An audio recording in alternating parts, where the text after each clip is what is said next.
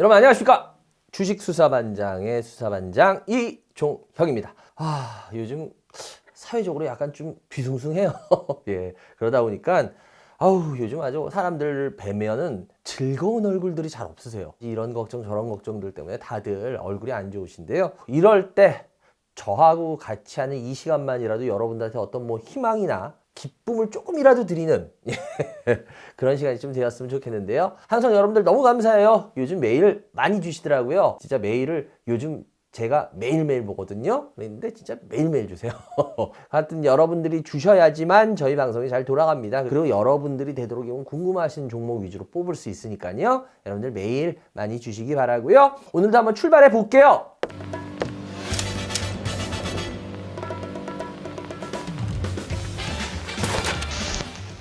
여러분 일상생활에서 어찌 보면 좀 잘 아는 종목 한번 그걸로 시작해 볼게요. 바로 첫 번째 종목은 이마트입니다. 일단은 이마트 하면 시장 딱 생각나요. 예, 저는 어렸을 때 어머니 손잡고 항상 이렇게 시장 쫓아다니던 게 기억이 나거든요. 현대식 시장을 마트라고 하잖아요. 그죠? 예. 이마트 1993년에 처음 생겼다는 거 알고 계세요? 야, 이게 그렇게 오래됐어? 네, 이마트 오래됐습니다. 서울 창동에 1993년에 처음으로 시작을 했습니다. 그래서 이마트의 주요 사업들 보면요. 마트면은 그냥 가게들 이렇게 보면 큰 마트. 그게 다 아니에요? 라고 하시는 분들 있겠죠? 물론 우리는 그런 거를 대형마트라 그러잖아요. 그죠? 대형마트 사업이 물론 주력입니다. 그래서 예전에는 이마트밖에 없었어요. 예전엔. 근데 요즘은 또 뭐가 있어요? 근데 이거는 있는 것도 있고 없는 것도 있잖아요. 창고형 이마트.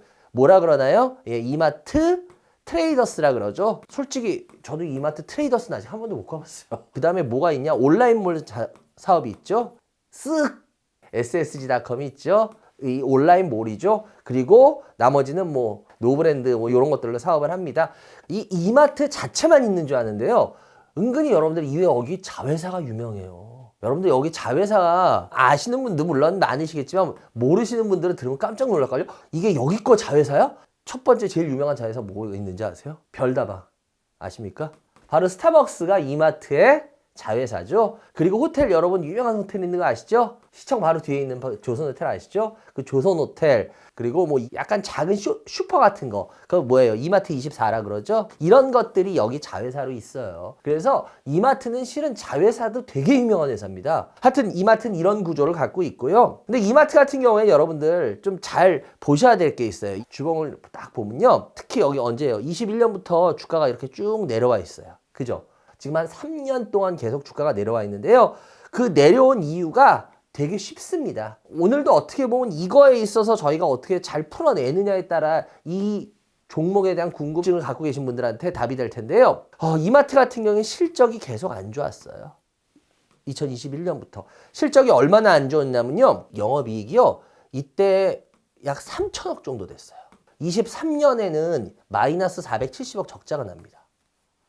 3천억이었던 영업이익이 엄청나게 줄죠. 이때부터 계속 내려오고 이랬던 이유 아시죠? 대형마트들 토요일 일요일 야간에 못하게 하면서, 그러니까 그때부터 계속 내려온 건 맞아요. 근데 반등좀 하다가 다시 실적이 조금 살아나나 했는데 다시 밀려버렸어요. 제가 이마트에 대해서는 좋게 얘기한 적이 아마 한 번도 없을 거예요. 왜냐면 좋게 얘기하기가 힘들었죠. 왜 그러냐? 실적이 안 좋아지거든요. 실적이 안 좋아지기 때문에 여기 대표이사도 되게 많이 바꿨던 거 아시죠? 아예 이마트를 컨설팅하는 쪽에 이마트 컨설팅 담당자를 데려와서 대표로도 앉혔었잖아요. 그런데도 답이 없었어요. 제가 그때도 그래서 그런 얘기 했을 거예요. 대표 한 명 바꾼다 그래가지고 이게 회사가 틀어지지 않습니다. 지금 이마트는 구조적으로 지금 바뀌는 게 나오지 않으면 이마트 계속 어려워질 겁니다. 그런데 현재 이마트는 그 이후로도 계속 어려운 모습을 이렇게 보이고 있는 거예요. 특히나 대형마트가 지금 너무 장사하기가 힘들다 그래요.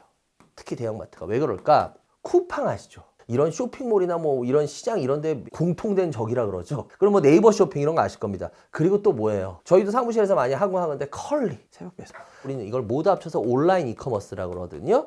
이 온라인 이커머스가 시간이 가면 갈수록 아주 경쟁 구조로 해서 빠방하게 나오니까 어떻겠습니까? 젊은 분들이 시장을 가겠어요? 제가 아까 처음 시작할 때도 저 어렸을 때 엄마 따라서 쫄래쫄래 시장 쫓아다니던 기억이 있어요. 그런데 아마 지금 웬만한 20대, 30대인 분들은 어머니 따라서 시장 쫓아다닌 경험 별로 없을걸요? 차라리 어머니 따라서 마트 쫓아다닌 경험이 있고 이제 점점 이게 시대가 바뀌는 거죠. 그러니까 젊은 분들 같은 경우에는 특히나 뭐 자기 생활 즐기는 분들 많잖아요. 그죠? 그러다 보니까 시장에 가서 뭐 이런 마트에 가서 시간 뺏기는 걸 싫어해요. 아까 말했잖아요. 마켓컬리 같은 거. 밤에 하면 그 다음날 새벽에 문에 딱 와 있어요.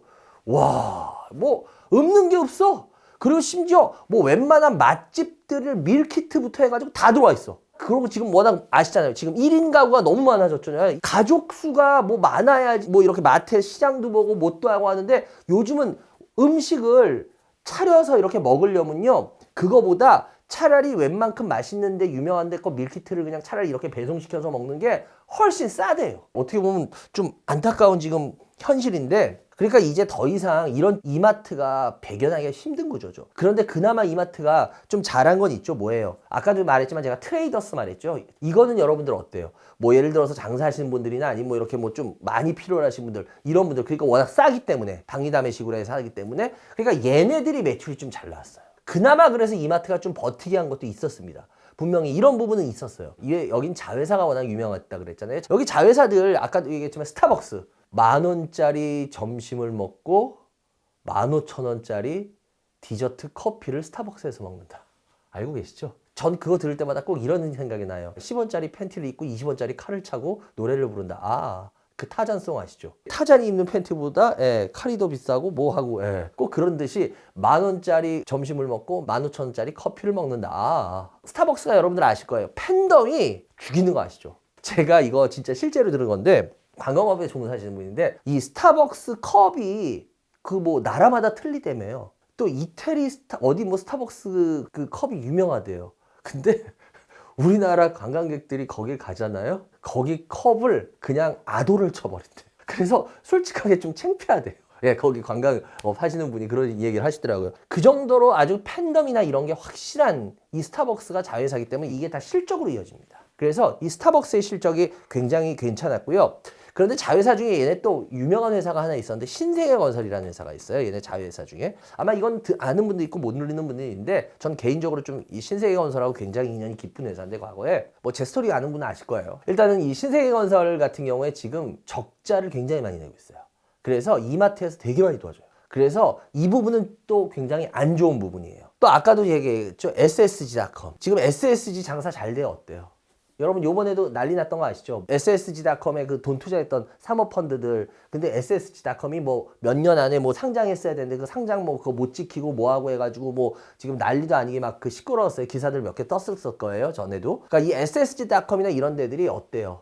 쿠팡이나 이런 거에 밀려서 굉장히 고전하고 있어요. 어떻게 보면 자회사에서 제일 장사 잘하는 건 스타벅스 하나고 나머지들은 진짜 좀 별 볼 일이 없어요. 그러니까 이마트가 사람들의 이 쇼핑 패턴도 바뀌었어. 뭣도 바뀌었어. 다 바뀌었어. 그런데 자회사도 스타벅스 빼고는 믿을 만큼 내세울 만한 애가 없어. 그러니까 주가가 어떻게 되겠습니까? 오를 수가 있겠어요? 지금 현재 오르진 못하겠죠. 근데 이제 이마트가 계속 안 좋은 것만 있냐? 나름대로 이마트가 지금 노력하는 건 있었어요. 굉장히 인수해서 욕먹은 데가 있어요. G마켓 아세요? G마켓? G마켓을 얘네가 인수했잖아요. 근데 말도 안 되는 가격, 엄청나게 높은 가격으로 인수해버렸어요.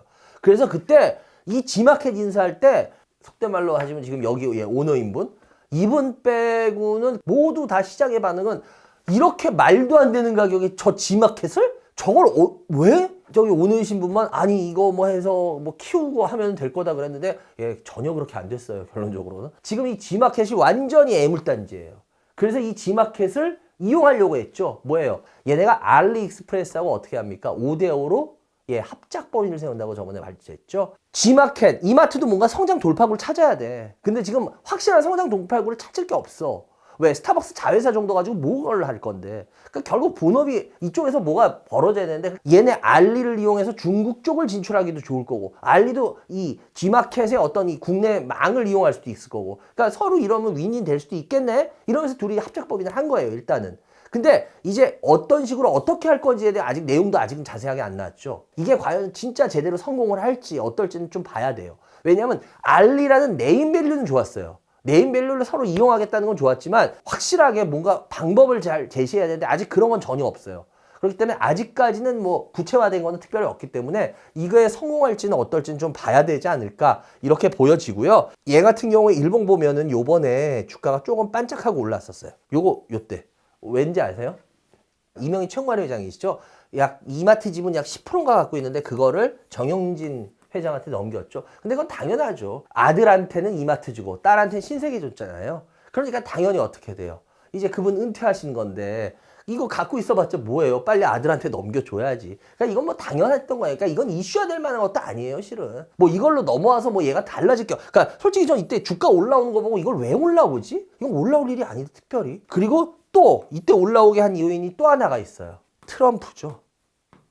이제 곧 취임하는 트럼프 대통령 당선자하고 우리나라의 속된 말로 직접 줄이 닿는 유일한 사람이 지금 여기 이마트의 정용진 회장이죠. 우리나라 아무도 거기하고 손 닿는 데가 없어요, 직접. 일기 때도 그랬지만 트럼프 이 일가 쪽하고 손 닿는 게 그렇게 쉽지가 않거든요. 그래서 요번에도 뭐 큰아들하고 워낙 뭐 절친이라 그래가지고 트럼프 그 리조트 거기 머물다 왔잖아요. 그러기 때문에 이제 트럼프 행정부가 시작되고 나면은 이마트 이 정용진 회장이 사업을 어떤 식으로 키울지 모르겠어요. 전 그래서 이 부분이 전 오히려 지켜봐야 될 것 같은 거예요. 왜냐? 여러분 트럼프 대통령 솔직히 아시잖아요. 나 친한 사람은 상식을 깨버리고 밀어줘 보잖아. 이 정용진 회장이 분명히 이 부분을 저는 잘 이용할 거라고 봐요. 그렇게 따진다면 이마트 주가가 뭐 더 나빠질 게 있을까요? 실적 그렇게 몇 년 동안 나빠지고 했는데가 이 주가야. 그런데 제가 좀 전에 뭐 그 트럼프 부분 그리고 뭐 알리하고 했던 부분 뭐 이건 또 지켜봐야 되지만 그래도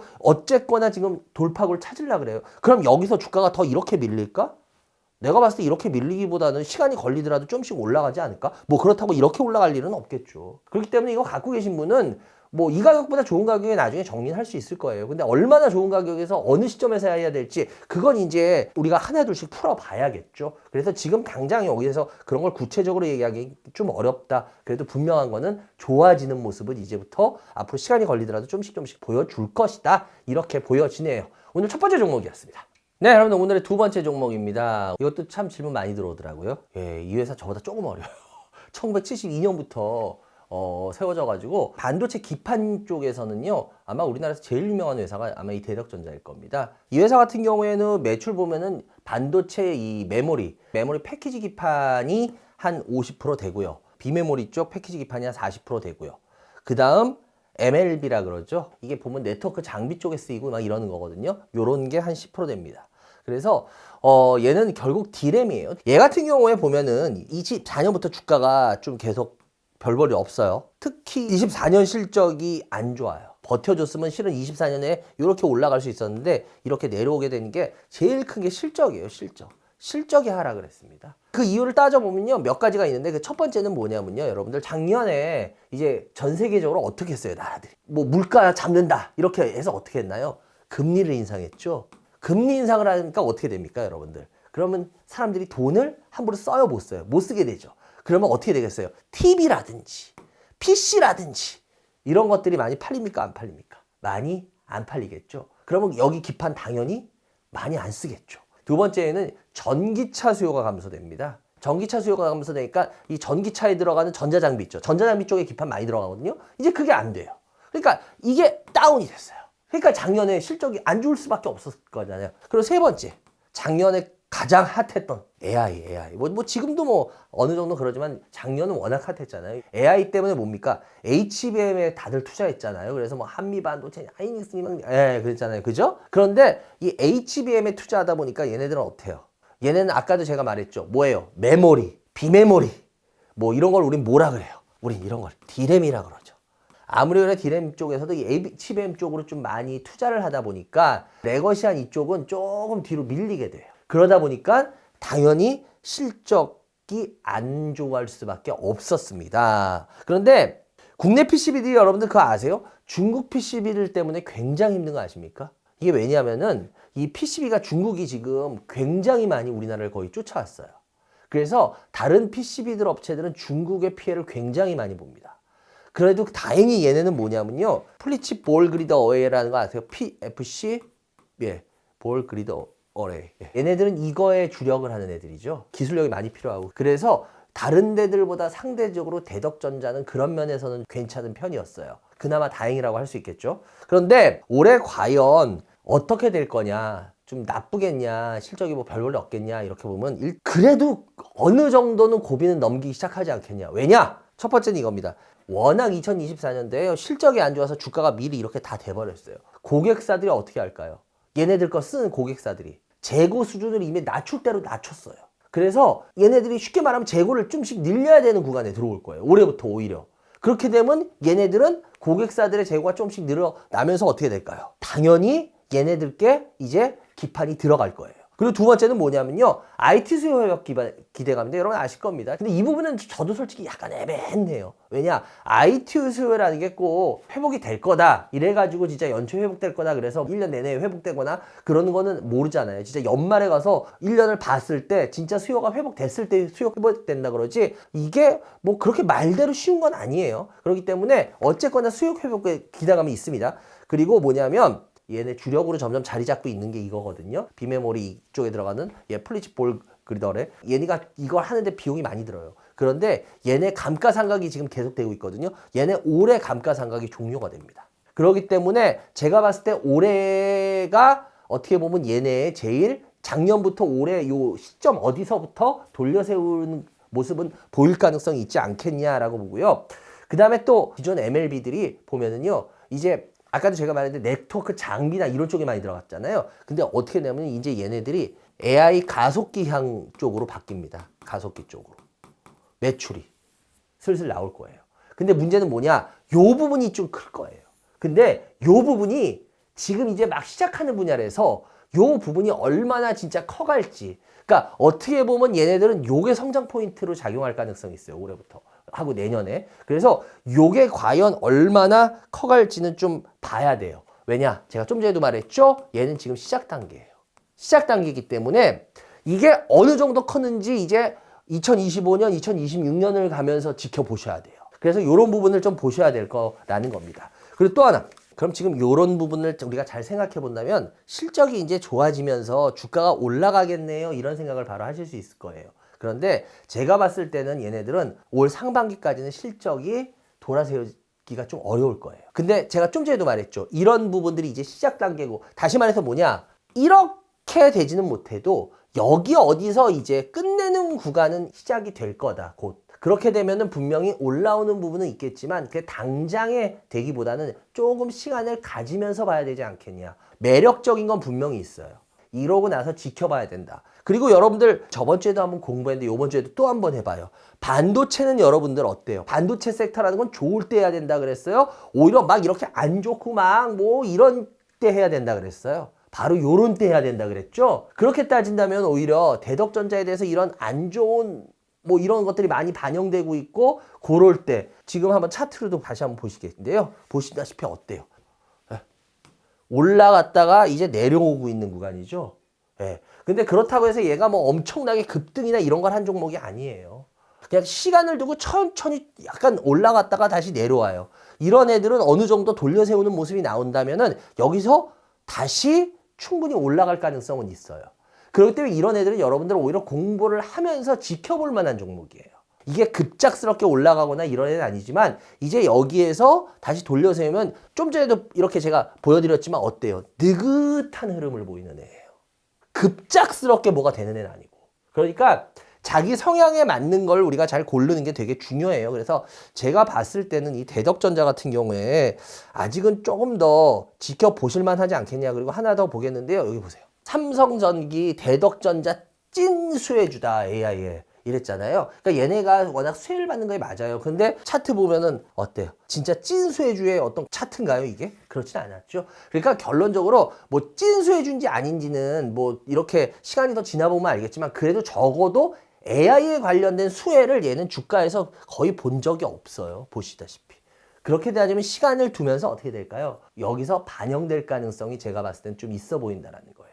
그래서 이 대덕전자 같은 경우에 굉장히 화려한 종목은 아닐 것이다. 그러나 이거 갖고 계신 분들이 있는데 어떻게 보면 아까도 제가 월봉으로 보여드렸지만 좀 느긋하게 가는 쪽. 그렇게 본다면은 충분히 기다려 보시면서 조금씩 더 좋은 주가 모습을 보지 않겠냐. 이렇게 말씀을 드려보겠습니다. 오늘의 마지막 종목은요, 여러분들 화승엔터입니다. 화승엔터도 질문들이 좀 들어오더라고요. 이름만 보면 무슨 엔터 회사 같죠? YG엔터, 화승엔터, 그죠? 아닙니다. 이 회사 신발 만드는 회사죠. 이름이 참 이거 재밌어요. 신발 ODM으로 만드는 회사예요. 아주 유명한 회사. 얘네가 주로 만드는 신발은 뭐 다른 데도 조금 만들긴 하지만 얘네는 무조건 이거와 괴를 같이 해요. 디다스. 승리의 삼선 딱. 얘네가 만드는 거에 90%가 아디다스로 들어가요. 그래서 얘네는 아디다스하고 같이 하는 애들입니다. 그래서 얘네들 같은 경우에는요, 그러니까 아디다스가 ODM을 줄 거 아니에요, 신발들을. 그죠? 얘네한테만 주는 게 아닐 거 아니에요. 그죠? 당연히 몇 회사한테 주는데요. 얘네가 아디다스 ODM에 전체에서 받는 물량이 아디다스가 100켤레를 준다. 예를 들어서 외부로. 그러면 그 중에서 얘네가 20켤레 정도가 얘네가 받아가요. 그러니까 이게 적은 구조는 아니죠. 그런데 이제 올해는 얘네가 25켤레까지 받을 거예요. 예상이 되고 있는 게. 왜 제가 이 얘기를 하냐면 이제 더 들어보시면 알아요. 여러분들이 이 반장이 왜 이 얘기를 하느냐. 그리고 이 회사 같은 경우에는 생산을 얘네는 어떻게 하냐면요. 국내 부산에서 막 있잖아요. 그죠? 근데 지금은 제일 많이 생산을 어디서 하냐? 베트남에서 합니다. 워낙 베트남으로 그때 많이 갔잖아요. 그죠? 얘네 전체의 50%가 베트남에서 생산이 돼요. 그 다음에 한 45%는 어디냐? 요번에 신태용 감독. 한번 딱 아시죠? 어느 나라인지. 해고한 나라. 인도네시아. 인도네시아에서 한 45%가 나옵니다. 그리고 나머지 5%는 중국인데요. 중국 5%? 좀 찝찝한데? 이런 생각 하실 거예요. 왜냐? 트럼프가 중국한테 엄청난 관세 때린다고 그랬잖아요. 근데 문제는 뭐냐면 중국에서 생산한 5%는 수출용이 아니에요. 중국에 파는 내수용이에요. 그렇기 때문에 사실상 얘네들은 트럼프 관세에 그렇게 뭐 특별히 피해를 보거나 그런 애는 아니에요. 그래서 일단 이런 구조는 대단히 제가 봤을 때 좋습니다. 그리고 제일 중요한 거는 제가 계속 이 회사는 아디다스 얘기하는데요. 왜냐하면 이 회사는 어차피 아디다스하고의 이 부분이 어떻게 되느냐에 따라 이 회사의 주가가 결정이 돼요. 아디다스가 여러분들 아실 겁니다. 재고가 어떻게 되느냐. 얘는 그래서 아디다스하고 재고가 대단히 중요해요. 근데 아디다스 재고가 이거 딱 주가 봐도 나오죠. 어땠을 것 같아요? 아디다스 재고가 늘었었어요. 왜 그러냐? 이지 라인업이라는 게 얘네 주력이래요. 근데 이지 라인업이 협업이 중단되면서 얘네들이 매출이 감소했습니다. 그러면서 얘네들이 재고가 증가해버렸어요. 재고가 증가해가지고 지난 2, 3년 동안에 계속 떨어지죠. 왜 그럴까요? 제가 그랬죠. 이렇게 알고 보면 딱 답이 나와요. 여기 재고가 늘었어요. 재고가 늘면 얘네 거 쓰겠어요? 안 쓰겠어요? 재고가 있는데 뭐 얘네한테 어떻게 생산하라 그래. 당연히 생산하라고 안 하겠지. 그러니 어떻게 돼? 그러면 아디다스 재고가 느니까 얘네는 어떻게 돼? 당연히 주가가 떨어지겠지. 그러니까 얘네는 주가 분석하기가 되게 편해요. 근데 얘네 같은 경우에 중요한 게 뭐냐면 작년 말부터죠. 지금 실적 전망치가 상향되고 있는데 왜 그러냐? 아디다스가 재고 수준이 낮아지고 있답니다. 저도 뭐 그쪽은 조사를 한 통계 자료들을 봤기 때문에 아는 거죠. 그러면 어떻게 되냐? 올해부터 이제 아디다스가 좀 장사가 잘 될 것 같아요. 그래서 화승엔터가 지금 여러분들이 이 공장 가동률이라고 우리가 하거든요. 그래서 화승엔터가 작년에 공장 가동률이 약 95% 정도 근처로 나왔다 그래요. 근데 올해 지금 얘네가 아디다스가 이제 올해 실적이 괜찮을 거라고 보여지거든요. 제가 좀 이따가 왠지 설명을 드릴게요. 이렇게 되면 얘네가 올해 가동률이요 한 110%까지 올라간대요. 그러니까 이거에 이제 끝나는 거예요. 아디다스 재고가 늘기 때문에 아디다스 때문에 얘네가 공장 가동이 줄었었는데 이제 그 가동이 늘어난다는 거야. 그럼 아디다스가 공장 가동이나 이런 게 왜 늘어났냐 이런 걸 따져봐야겠죠. 운동화 덕후들 보면은 진짜 대단하더라고요. 뭐 이렇게 가끔 방송이나 막 이런 데 보면 막 운동화 덕후들 막 이렇게 운동화 쫙 컬렉션대로 모아놓고 막 이런 거 보셨잖아요. 그죠? 그게 어마어마해요. 저 진짜 깜짝 놀랐어요. 아디다스는요, 그러니까 운동화가 몇 종류가 있어요. 굉장히 비싼 애들 비싸요. 뭐 저도 여기 아디다스에 뭐 약간 스테디셀러 같은 거 갖고 있어요. 뭐 가젤 뭐 이런 거 여러분 들어보셨죠? 뭐 삼바 이런 것들. 그런 것들 아마 여러분들 이거 지금 제 방송 보시는 분들 중에 아마 갖고 계신 분들이 있을 거예요. 쉽게 말하면 얘네들은 그 스테디셀러가 있는 뭐 스탠 스미스 뭐 그러고 슈퍼스타 거기 뭐 아디다스 이렇게 3선 돼 있는데요. 여기 보면요. 걔네들 라인이 이렇게 써져 있어요. 뭐 이런데 가젤은 가젤. 이게 왜 중요하냐? 이 스테디셀러들은요. 이게 약간 패션이면서 일상 신발이에요. 그렇기 때문에 이런 애들은요. 가격이 비쌉니다. 생각보다. 뭐 런닝할 때만 신거나 농구하면 신다 그게 아니라 이게 어떻게 보면은 구두같이 일상생활에서 신을 수 있는 그런 용까지 되기 때문에 얘네들은 신발이 비쌉니다. 이게 작년에 얘네들 전체에서 이게 몇 프로를 차지했냐면 25%를 차지했어요. 이게 매출이 잘 뽑아주는 거거든요. 아디다스로 보면 줄었다는 거예요. 그만큼. 그런데 올해는 이게 지금 이 스테디셀러 라인들이 잘 팔릴 때 아디다스는 잘 팔렸거든요. 근데 이 라인이 작년에 25%까지 갔던 게 지금 이게 늘기 시작하고 있어요. 그것들은 아마 여러분 기사로도 몇 개 확인될 거예요. 얘네가 지금 올해 이 속도로 나가면 한 40%까지 늘어날 거라고요. 그러니까 아디다스가 전체 100에서 40%가 얘네들로 채워질 거라는 거예요. 근데 얘네들은 뭐라 그랬어? 신발이 비싸다 그랬지. 제가 저번에 의류회사 하면서 이런 말을 했어요. 언제 비싸게 돈을 받는다 그랬어? 겨울이라 그랬죠. 겨울. 여름은 뭐 진짜 뭐 티 몇 가지고 뭐 얼마를 받을 거야. 근데 겨울은 소재에 따라서 뭐 진짜 어마어마하게 붙일 수가 있다고. 이게 이유가 된다고. 그렇기 때문에 마찬가지입니다. 얘네들은 쉽게 말하면 이런 스테디셀러 이런 거 멋있게 좀 이렇게 하고 잘 팔리는 이런 애들 가지고 많이 남기는 거예요. 근데 이 스테디셀러라고 해가지고 진짜 여러분들 운동화 뭐 고무에 인류 뭐 생체 역학 뭐 다 좋습니다. 얼마겠어 들어가는 비용이. 그런데 그거보다 많이 받자. 그런데 아디다스가 이제 그게 늘어나기 때문이에요. 그러면 얘네가 어떻게 되겠냐? 얘네가 이거를 만들어낸단 말이야. 그러면 얘네들도 거기에서 단가를 지금 일반 거보다 더 받는다고. 그렇게 되면 어떻게 돼요? 화승한테는 굉장히 좋아지겠죠. 그리고 또 중요한 건 뭐냐면 아까 제가 이런 얘기 했어요. 아디다스에서 몇 군데로 이렇게 이 ODM을 줘요. 근데 화승엔터가 굉장히 잘 만들고 이게 이 평이 좋아서 지금 이 스테디셀러 이 물량들을 올해 화승엔터한테 더 넘겨줄 거예요. 다른 데 거를. 전체 시장도 커지는데 이 스테디셀러에 비싸게 받는 그럼 단가들이 높아진단 말이야. 그럼 얘네한테 좋다고. 그런데 그게 다른 애들 것까지 뺏어서 얘네들한테 준다는 거야. 그럼 화승엔터는 어떻게 되겠어? 당연히 좋아지겠죠. 근데 뭐 단점이라고 말한다면 누가 그 얘기 하실 거예요? 반장님 그럼 지금 얘네들은 그럼 아디다스하고만 노는 겁니까? 그럼 이거 원소스 아니에요? 원소스? 예 맞아요 원소스예요. 그래서 제가 아까 그랬잖아. 원소스가 그러니까 힘들어졌다고. 근데 원소스가 이제 좋아진다며. 그럼 여기에서 가격이 올라올 가능성이 굉장히 높아진다라고 우리는 생각해야겠죠. 왜? 원소스가 안 좋아서 빠졌네? 원소스. 그건 뭐야? 제가 얘기했잖아. 그리고 요즘 모르는 애들 있잖아. 뭐? 하이브 기억 안 나요? 우리 BTS 영화들 완성체 올해 6월인가 된다고 내가 얘기했잖아. 하이브로 계속 올라오잖아. 조금씩. 그러니까 원소스라는 게 반대가 빠질 때는 안 좋지만 그게 반대로 작용할 때는 주가가 올라오는 이유가 된단 말이에요. 그래서 그런 부분을 우리가 잘 생각해 보셔야 된다는 거죠. 그러니까 결론적으로 얘네들 같은 경우에는 일부러 주봉을 보여드리는 게 흐름상 봤을 때 이제 얼마나 더 조금씩 좋아지느냐. 이게 낫지 여기서 얘가 더 나빠져서 이렇게 될 확률은 주가상으로도 봤을 때 상당히 강력한 지지대를 갖고 있단 말이야. 그렇기 때문에 제가 봤을 때는 오히려 이제 화승엔터는 조금씩 더 지켜보시는 게 어떨까라는 말씀을 드려보는 겁니다. 물론 빠르진 않겠죠. 이게 뭐 엄청난 IT는 뭐 이런 쪽은 아니잖아요. 그죠? 뭐 바이오 쪽도 아니잖아요. 그렇기 때문에 당연히 갖고 계신 분들은 그런 거는 생각하고 이걸 갖고 계실 거라고 보기 때문에요. 이거 갖고 계신 분들 지금보다는 더 나은 주가 수준을 시간이 가면서 좀 보지 않겠냐라는 말씀을 드려보겠습니다. 오늘도 세 종목 열심히 달려봤습니다. 여러분들한테 과연 이것이 어떤 도움을 드릴지 저도 굉장히 궁금한데요. 메일 계속 많이 주세요. 요즘 메일 보면서 여러분들 이런 거 고민하는구나 느껴집니다. 그러면 저도 더 그거에 있어서 열심히 해보려고 하니까요. 여러분들 앞으로도 많이 주시기 바라고요. 또 많이 시청해 주시기 바라고요. 그리고 좋아요도 요즘 또 좋아요 조금 눌러주려고 그러죠. 많이 눌러주세요. 하여튼 여러분들 오늘도 감사하고요. 좋은 주말 되시기 바랍니다. 감사합니다.